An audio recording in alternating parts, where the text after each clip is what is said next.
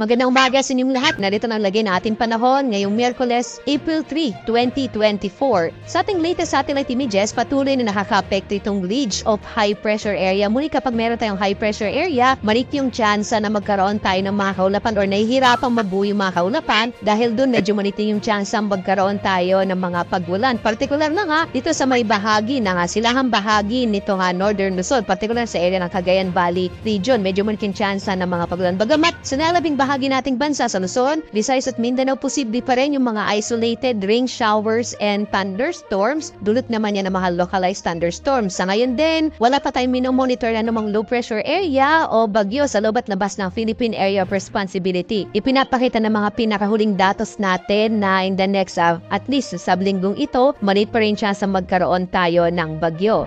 At narito ang ating magiging lagay ng panahon. Dito partikular na sa Luzon, inaasahan natin ang mga isolated rain showers and thunderstorms. Pero kagaya ng binanggit ko nga kanina, dito sa may area na Cagayan Valley, partikular sa Cagayan, medyo manit yung tsansa ng mga pagulan dulot ng high pressure area. Agwat ang temperatura natin sa Lawag na sa 25 to 33 degrees Celsius, sa Baguio 16 to 27 degrees Celsius, sa Tuguegarao maaaring umabot hanggang 36 degrees Celsius. Kaya mag-ingat yung mga kababayan natin sa Tuguegarao. Sa Metro Manila hanggang 35 degrees Celsius, sa Tagaytay hanggang 22 degrees Celsius, hanggang 32 degrees Celsius, habang sa Legazpi maaari ding umabot na hanggang 32 degrees Celsius ang ating actual temperature.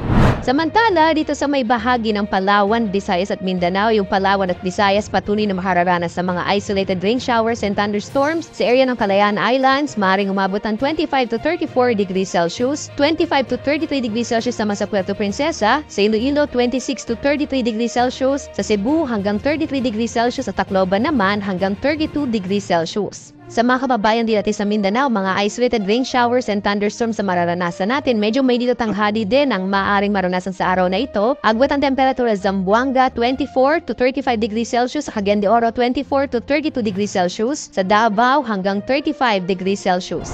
Wala pa rin tayong nakataas sa gale warning, so ligtas pa rin pumalawat yung mga sakyang pandagat at kahit malilit na mga bangba sa mga baybayin ng ating bansa. Narito naman ating inaasahang panahon sa mga susunod na araw. Dito sa may bahagi ng Luzon, makikita natin mga isolated rain showers and thunderstorms sa mararanasan. Maaaring uminit pa sa mga susunod na araw, lalo na't wala pa nga tayo nakikita na anumang low pressure area na makaka-apekto sa ating bansa. Sa Kamaynilaan, nasa 24 to 35 degrees Celsius. Sa Baguio City, posible naman na 16 to 28 degrees Celsius. Sa Legazpi naman, nasa 24 to 33 degrees Celsius. Sa bahagi naman ng Kabisayaan, mga isolated rain showers and thunderstorms din na maaari nating maranasan. Sa Metro Cebu, 25 to 33 degrees Celsius. Sa Iloilo, nasa 26 to 33 degrees Celsius. Sa Tacloban naman, 24 to 33 degrees Celsius. Samantala, dito sa mga kababayan natin, particular na sa may eastern section ng Mindanao, dito sa Metro Davao, posibleng bukas may tsansa ng mga pagulan or mas malaking tsansa ng mga pagulan dahil posibleng makaapekto yung easterlies. Maaaring magdala ito ng mga kalat-kalat na pagulan pagkulog bukas, araw ng Huwebes hanggang Biyernes.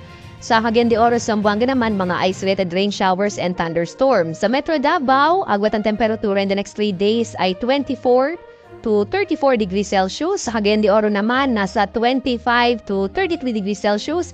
Habang sa Zamboanga City, mga kababayan po sa Zamboanga, mainit na panahon na mararanasan hanggang 35 degrees Celsius in the next 3 days.